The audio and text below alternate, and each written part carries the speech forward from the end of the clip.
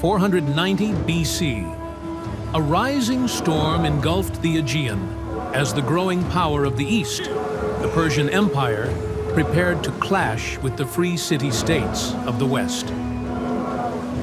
The Persians, with their massive fleet and multi-ethnic army, crossed the Aegean. Their objectives were clear.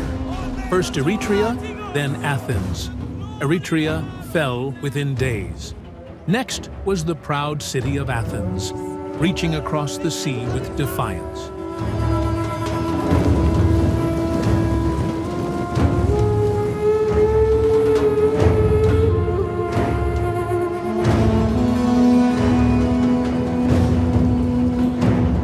But the Athenians would not surrender.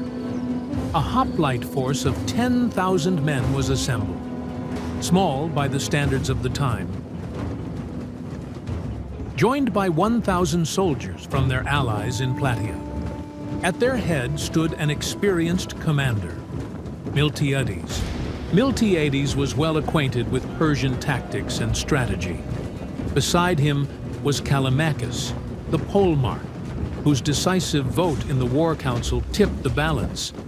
The Athenian soldiers were hoplites, known for their heavy armor and long spears. They were disciplined and determined warriors, driven by a strong sense of protecting their homeland's freedom. For them, this battle was not just a fight, but a symbol of defending Athens' democratic values and independence. The two forces faced each other on the plain of Marathon, in the Attica region. The Persian army was much larger, 25,000 infantry, 1,000 cavalry, and additional reinforcements still aboard ships anchored offshore. Their ranks included Medes, Sakas, Elamites, and other ethnic groups from across the empire. At the heart of their army stood the empire's elite warriors, the Immortals, heavily armored, highly disciplined, and terrifying in both skill and presence. The Athenians quickly sent an envoy to Sparta, seeking reinforcements. But the Spartans, observing a religious festival known as Carneia, declared they could not join the battle until the next full moon. This decision was a deep disappointment for Athens. But every day gained meant a chance to receive help. For 5 days, both sides waited in tense silence. The Persians hoped to weaken Athens through a siege. The Athenians, meanwhile, clung to hope for Spartan support as they held their ground. Then, on the morning of the 6th day, crucial movement caught Miltiades' eye. A large portion of the Persian cavalry was boarding ships, likely to sail and attack Athens directly by sea. This was the first clear sign that the Persian formation was weakening. Miltiades wasted no time. He judged that waiting for Spartan reinforcements was now too risky. He convened the war council and requested approval for an immediate attack. The Greek army did not form in the traditional phalanx line. Instead, under Miltiades' direction, they adopted a unique formation. The center was deliberately weakened while the flanks were reinforced. And so, the waiting was over. The clash on the plain of Marathon was inevitable. This would be a battle not just between empires, but between tyranny and freedom, between the might of Persia and the resolve of a small but determined city-state, Athens.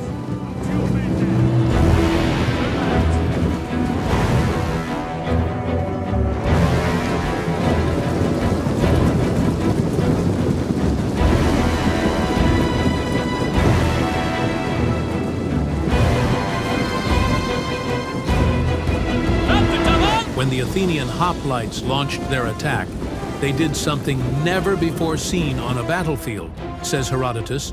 Fully armored, they advanced at a steady pace.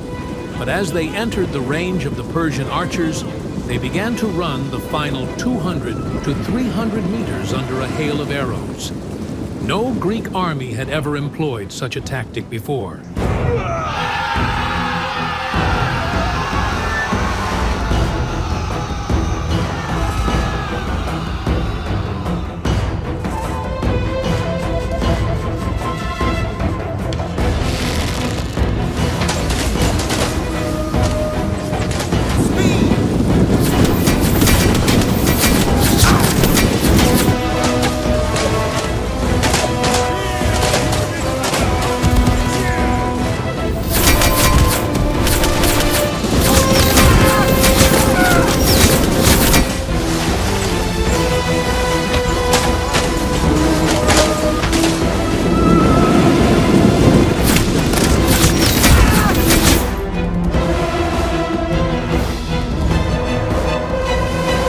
sudden and swift charge of the Athenian hoplites stunned the Persian archers.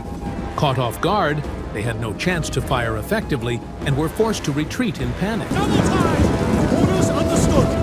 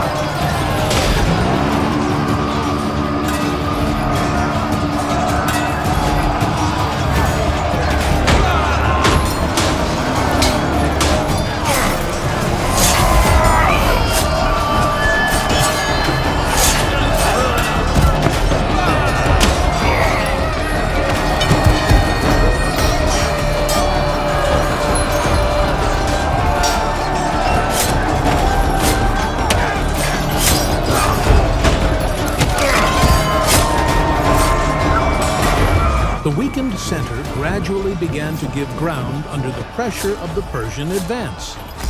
Miltiades fought fiercely to keep the center from collapsing, knowing that an early rout of his troops would mean certainty for the numerically superior Persians.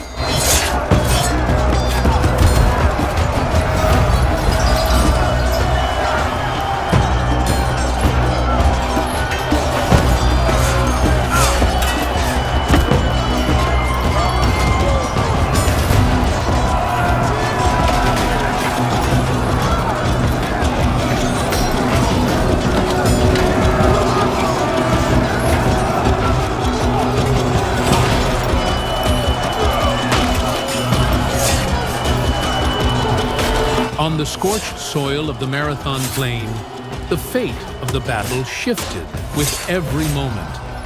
The Persian right and left flanks had collapsed under the Athenian assault. Overwhelmed by victory, the Greek wings pursued the fleeing Persians relentlessly. But this pursuit came at a cost. Their formation was broken. Meanwhile, a different picture unfolded at the center of the battle. The Athenian middle was weaker. The Persians regrouped and launched a sudden counterattack. Weary and outnumbered, the Athenian center couldn't hold. Panic spread. The line began to fall back. Miltiades, commanding the center, saw his men scatter.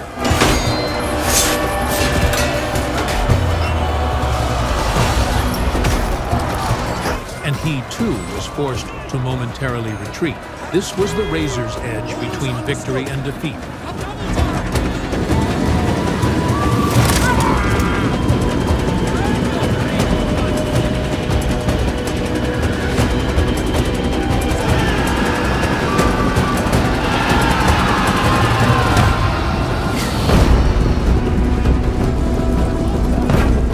The battle was not yet over. The Athenian wings, still chasing the enemy, made a fateful decision. They would halt the pursuit and return swiftly. If the center fell, Athens itself might fall.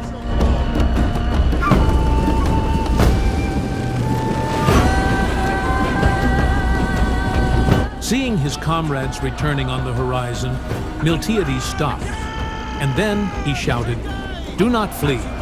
Do not turn your backs to the enemy. The line is returning, and so shall we." The Athenians regrouped. With resolve and discipline, they prepared to encircle the Persians.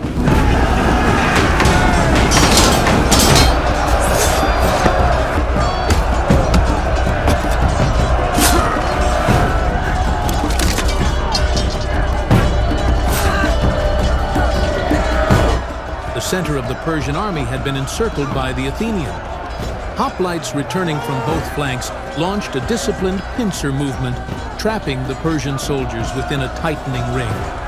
Thousands of Persian troops, caught between the Greek lines, had no escape.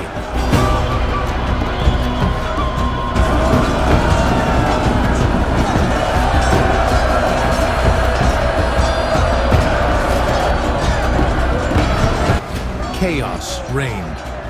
The battle formation had completely collapsed. The Persians fled toward the sea, but the Athenians pursued them relentlessly. Those who managed to reach the shore boarded the ships and escaped with their lives. Those who didn't were struck down by Athenian spears. According to the ancient historian Herodotus, around 6,400 Persian soldiers were killed in this clash. In contrast, Athenian losses numbered only 192. While modern historians believe these figures may be symbolic or exaggerated, there is no doubt that the battle ended in a decisive Athenian victory. The Persian army's defeat on land was not the end of the war. While the Athenian army lay exhausted on the battlefield, they would reach Athens by sea. The city was undefended. If they moved quickly, they could seize it. But they hadn't counted on one thing. The Athenians, fresh from victory, did not rest. The hoplites quickly regrouped and began the grueling 40-kilometer march back to the city. With armor on their backs and shields in hand, they were exhausted, but determined. And they succeeded. When the Persian fleet arrived at Athens, they were met at the city's entrance by an army standing firm, spears raised. Shocked, the Persians veered off course and were forced to retreat in silence.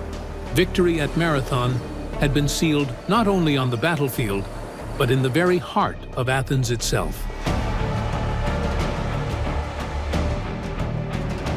If you enjoyed this kind of historical storytelling, don't forget to subscribe and turn on notifications for more. With your support, we can make even better content. Thanks for watching. See you in the next video.